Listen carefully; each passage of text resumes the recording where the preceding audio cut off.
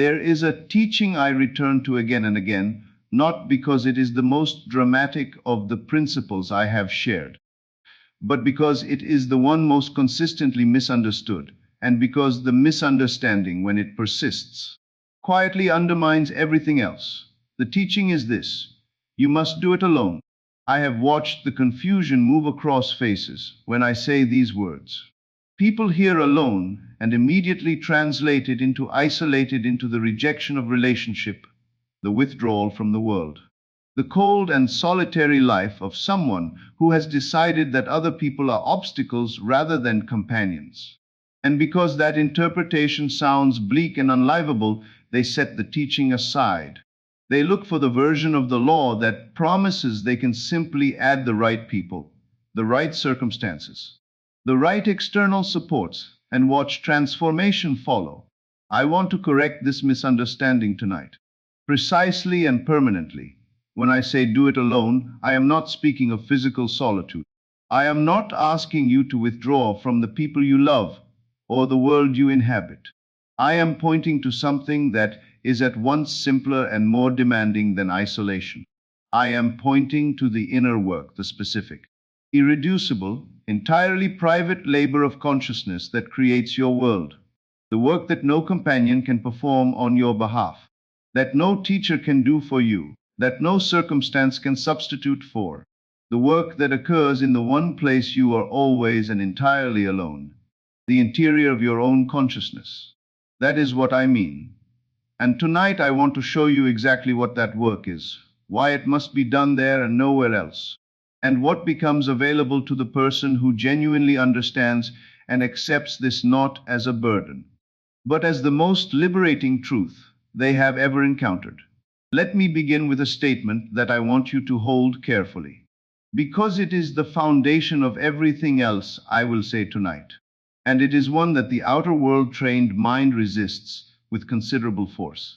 The outer world, the world you perceive with your physical senses, the world of people and circumstances and conditions that you navigate daily, is not the realm of cause. It is the realm of effect. It is not creating your experience.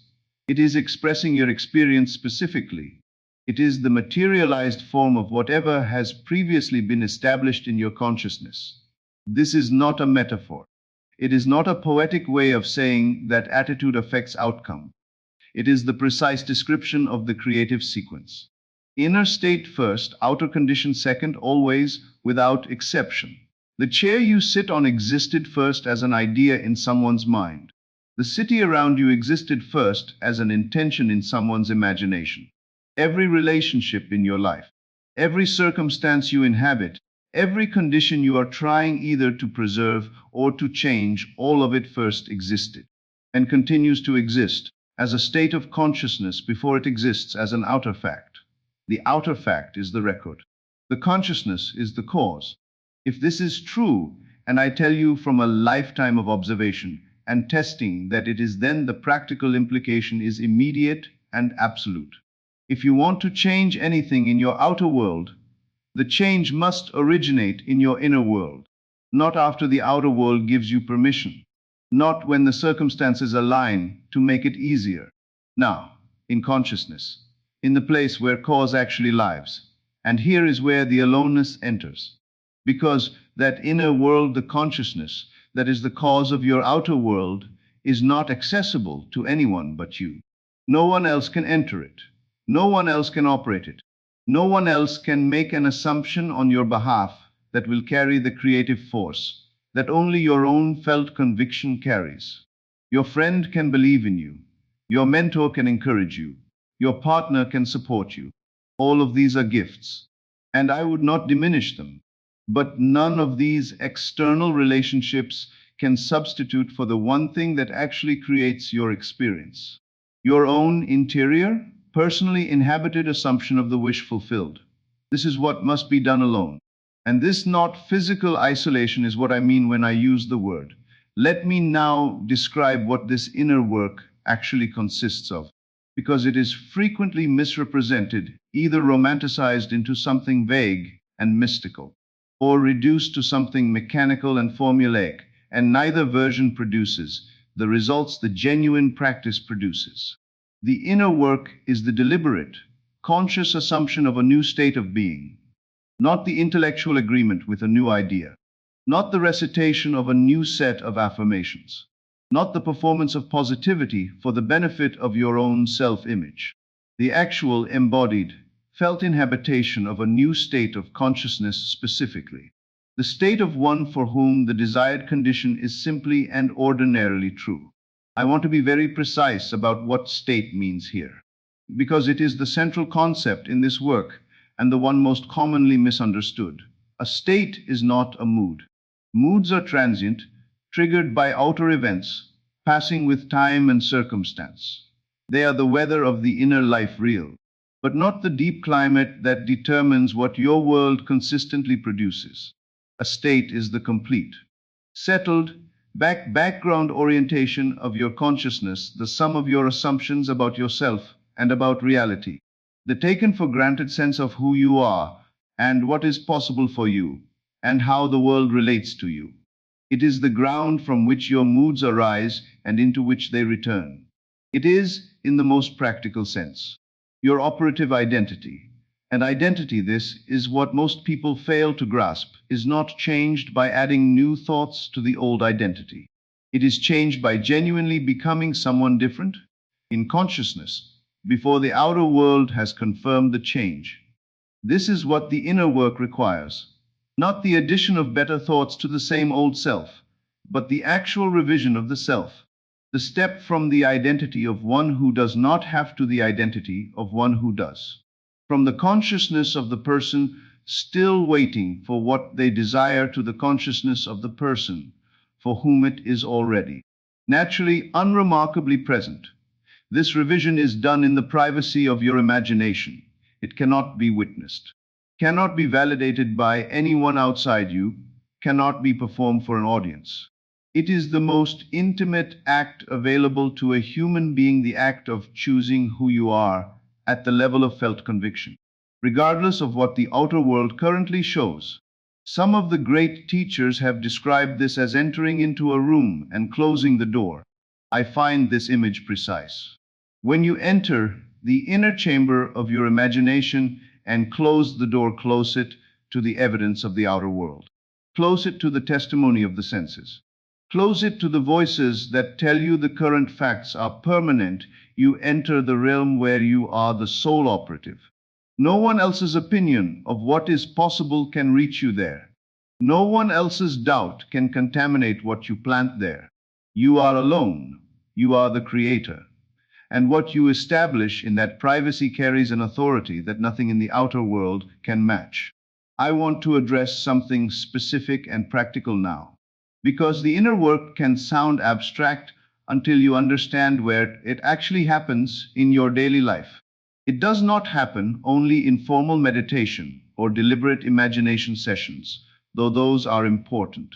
It happens continuously in the stream of thought and self-talk that runs beneath the surface of your waking life. I call this your inner conversation.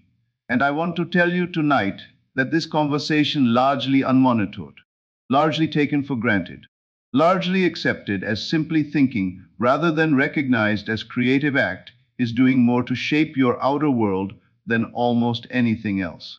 Every inner conversation is an assumption. Every sentence you speak to yourself, about your circumstances, about what is and what is not possible for you, plants a seed.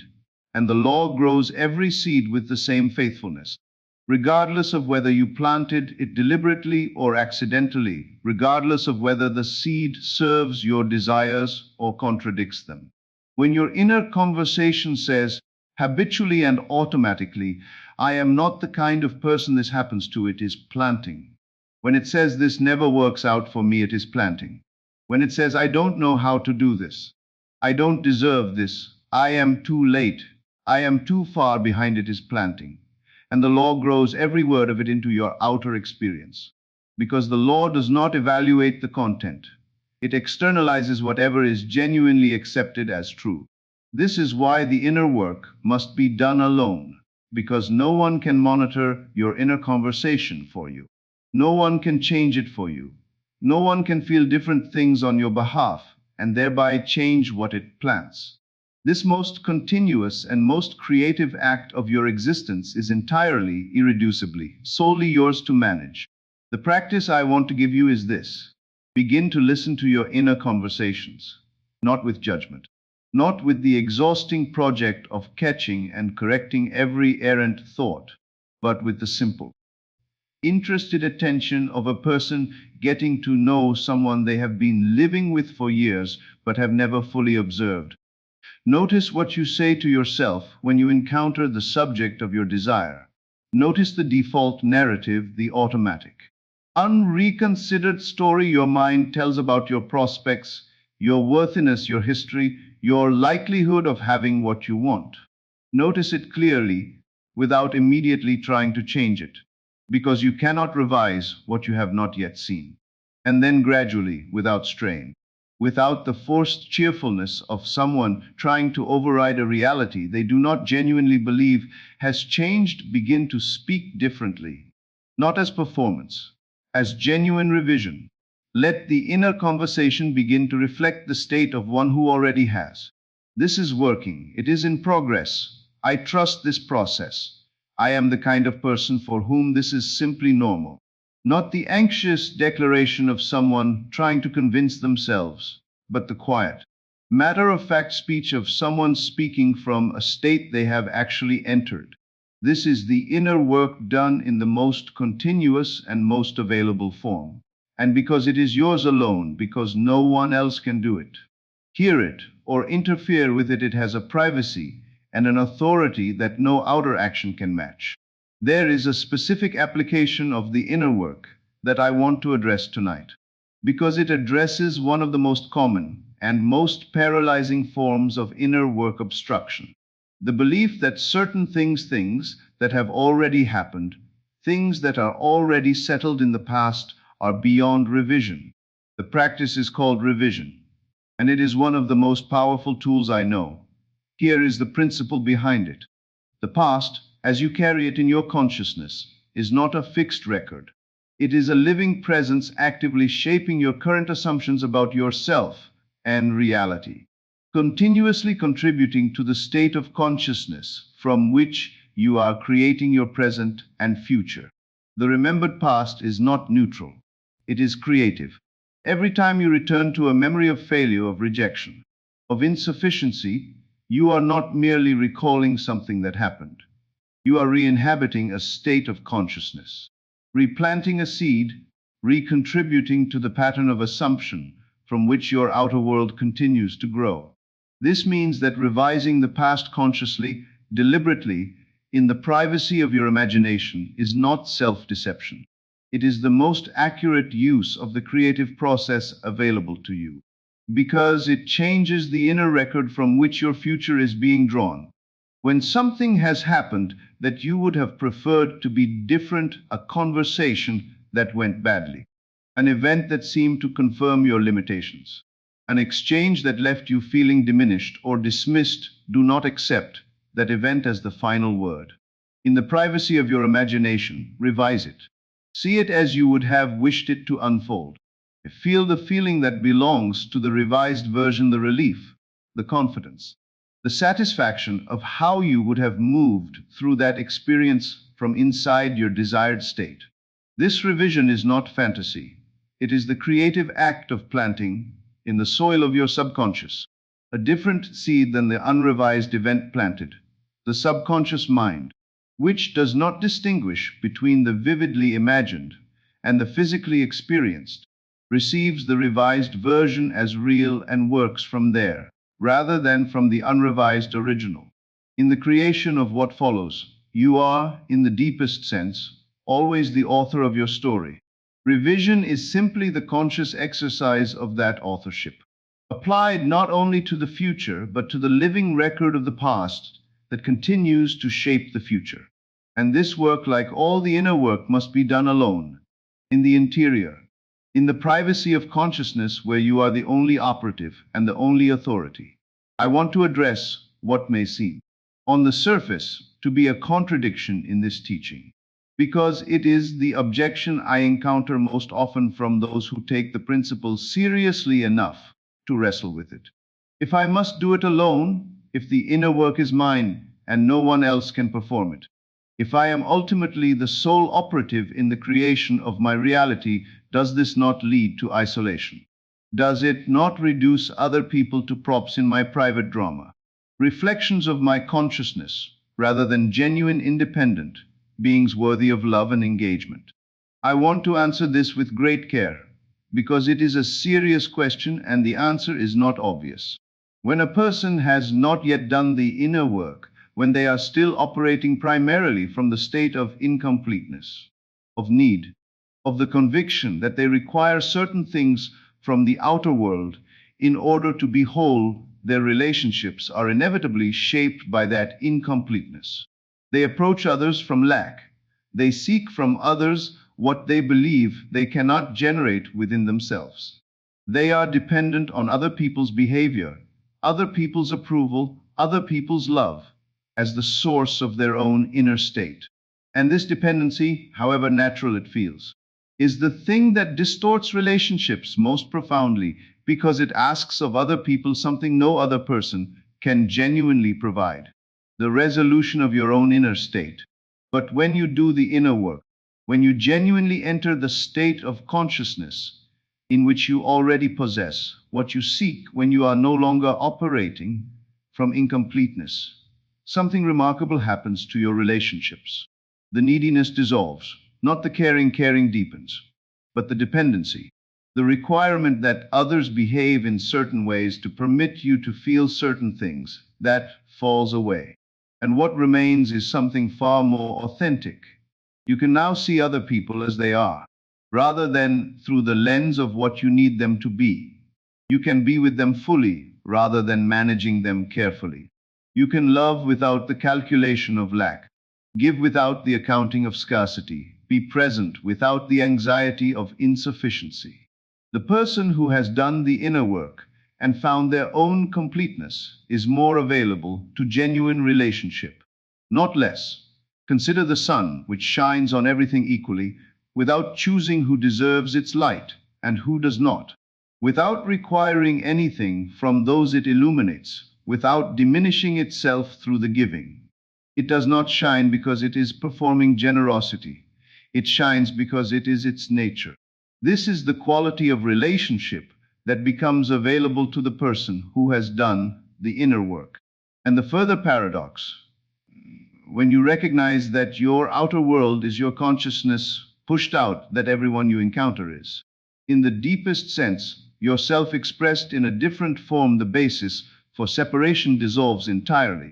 You cannot genuinely look at another human being once you truly understand this and feel yourself entirely other than them.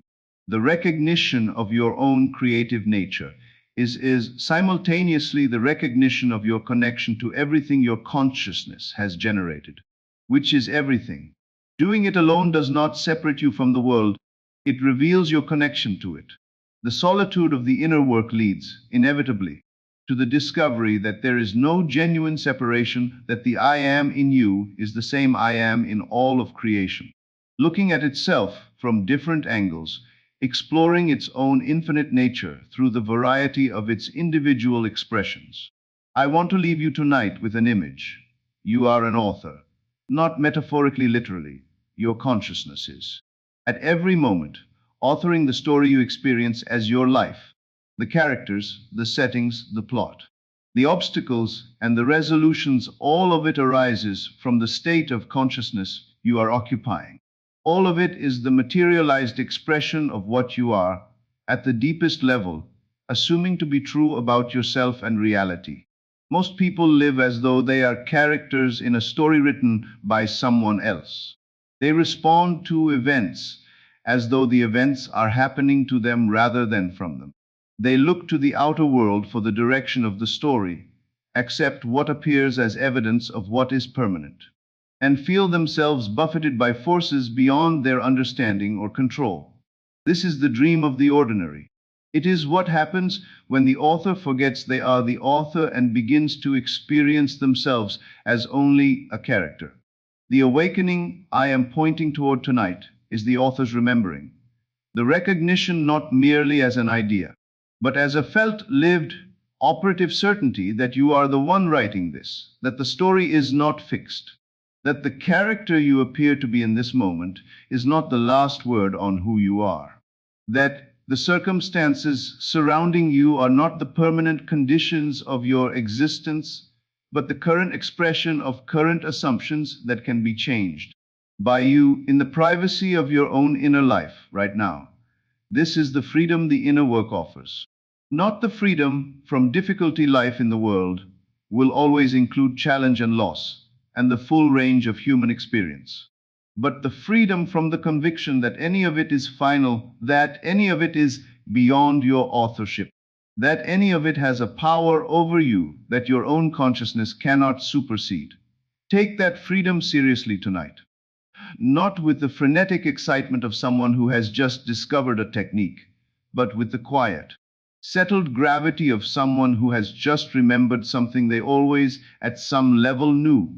You are the operant power. You are the author. The inner world is the only realm of cause, and the inner world is yours entirely, exclusively, irrevocably yours to work in. Go home tonight. Enter the interior. Close the door on the outer world's evidence, on its testimony about what is and is not possible for you. And in that privacy, that solitude, that sacred space where you are the only operative and the only authority, assume the wish fulfilled. Speak inwardly as the person who already has. Revise whatever the day has left that does not belong to the story you are choosing to write. And carry that assumption into sleep, into the night, into the morning, into the ordinary hours of your ordinary days, not dramatically, not with performance, but with the quiet, taken for granted naturalness of one who knows what they are and what they have created and what, by law, must follow. This is the inner work. This is the sacred labor that no one else can perform for you. Do it alone and discover in that solitude that you were never separate from anything at all. This is never lectures. I'll see you again in the next video.